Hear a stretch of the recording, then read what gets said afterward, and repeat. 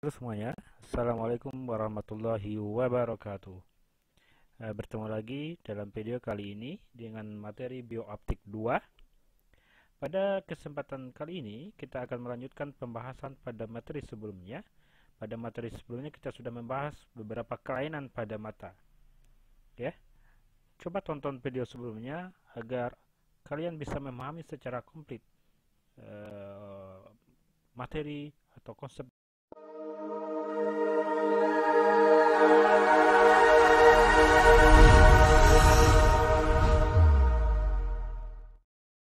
daripada biooptik ini.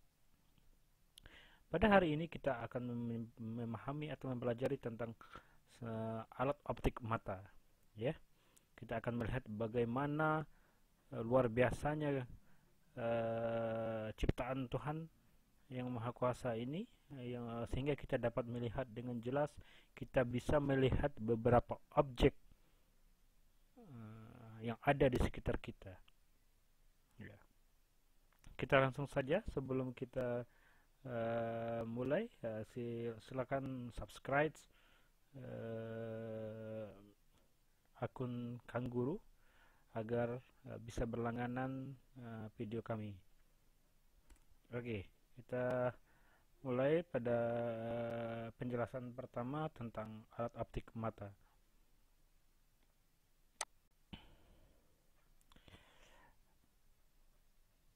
Nah, mata, banyak pengetahuan yang kita peroleh melalui suatu penglihatan.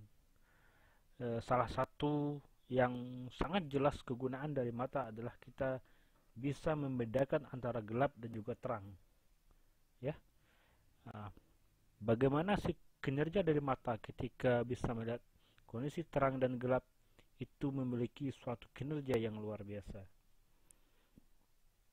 Ada 3 komponen pada penginderaan penglihatan.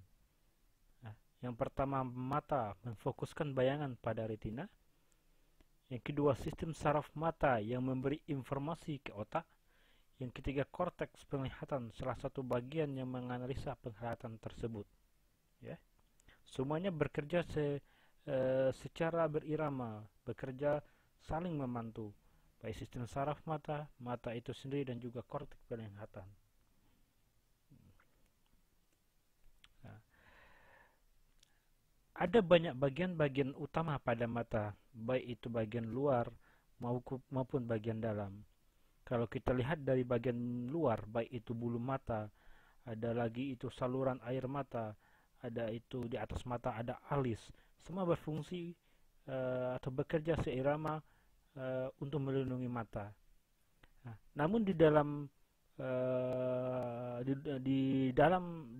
selain daripada bagian luar, ada beberapa bagian dalam yang merupakan bagian penting sehingga kita bisa melihat objek dengan sangat jelas. Ada banyak jenis atau banyak bagian-bagian utama pada mata. Ada kornea, ada ligamen, ada otot silari, ada bintik buta, ada saraf optik, ada retina, dan banyak lainnya. Kalian bisa searching di internet beberapa fungsi dan juga bagian-bagian daripada mata.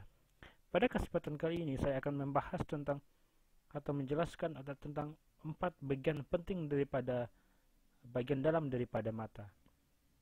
Ya, untuk bagian-bagian yang lainnya seperti sklera dan lain-lain, silakan kalian searching di internet untuk menambah wawasan kalian. Yang pertama, retina. Di dalam retina terdapat root atau batang, dan juga terdapat cones atau kerucut. Yang mana root atau batang ini berfungsi untuk melihat pada malam hari. Artinya kerjanya pada malam hari, kita melihat pada malam hari. Sedangkan cones atau kerucut berfungsi untuk melihat pada siang hari. Itu retina. Yang kedua ada yang dinamakan kornea. Kornea merupakan lapisan mata paling depan yang berfungsi memfokuskan benda dengan cara refraksi. Fungsinya memfokuskan benda. Ketika kita melihat suatu benda, yang bekerja untuk memfokuskan agar kita bisa melihat benda tersebut dengan jelas adalah kornea. Selanjutnya lensa. Lensa terdiri dari kristal yang mempunyai dua permukaan dengan jari-jari kelengkungan 7,8 mm. Ya, kalau dalam kehidupan sehari-hari selain mata kita mengenal beberapa alat optik yang dinamakan lensa. Ada lensa cekung, lensa cembung, ada lensa biconcav, biconvex, yang semuanya memiliki fungsi-fungsi masing-masing. Pada sistem mata, fungsi lensa adalah memfokuskan objek pada beberapa jarak. Ya, dia juga berfungsi untuk memfokuskan objek pada beberapa jarak. Sedangkan yang terakhir, yang paling penting adalah pupil. Pupil berfungsi untuk mengatur cahaya yang masuk. Ya,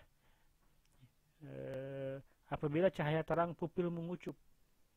Demikian pun sebaliknya, sehingga atau dalam bahasa halusnya, pupil ini mengatur cahaya masuk sesuai dengan kemampuan mata menerima cahaya. Kita bisa merasakan ketika kita bisa melihat cahaya yang sangat terang,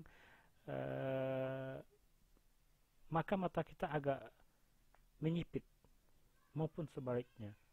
Ya, ini adalah 4 bagian penting daripada mata, dan masih banyak bagian-bagian penting lainnya daripada mata. Selanjutnya, sebenarnya sistem kinerja pada optik mata sama halnya pada kamera, ya, sama halnya dengan kamera. Baik kamera itu berupa kamera untuk foto ataupun untuk video, ya. Kalau kita lihat sistemnya pada gambar, misalkan kita ingin melihat suatu objek, mata pada bagian mata ini sama halnya bekerja sebagai kornea. Perbedaannya adalah sebenarnya ya mata ini lebih komplit daripada kamera, ya, dan lebih mahal daripada kamera. Apabila salah satu bagian daripada kita lihat, kalau lihat dari persamaannya, kalau ada kamera TV itu sama dengan matanya, bayangannya terbalik. Begitupun dengan pada kamera, ada kabel itu sama dengan kejadian syaraf otak, saraf otak, ada lagi otak, ada sini ada monitor. Kalau di sini otak, kalau di sini ada monitor, ya. Di dalam otak itu ada korteks penglihatan. Sebenarnya kalau sebelum informasi disampaikan atau disalurkan oleh syaraf otak menuju otak, misalkan ketika kita melihat suatu benda, misalkan di depan kita ada sebuah meja, ya, sebelum informasi tersebut dikirim melalui syaraf otak ke otak, pada bagian mata bayangan yang terbentuk pada bagian mata sebenarnya terbalik. Artinya jika kursi ataupun meja di depan kalian itu tegak, maka di bagian mata itu sebenarnya bayangan yang terbentuk ada terbalik. Tetapi ketika informasi bayangan yang terbalik itu terbentuk dikirim oleh syaraf otak melalui syaraf otak menuju otak, maka otak mengolah sehingga dia bisa tidak terbalik lagi, ya. Pada sistem mata, apabila syaraf otak, ya, apabila syaraf otak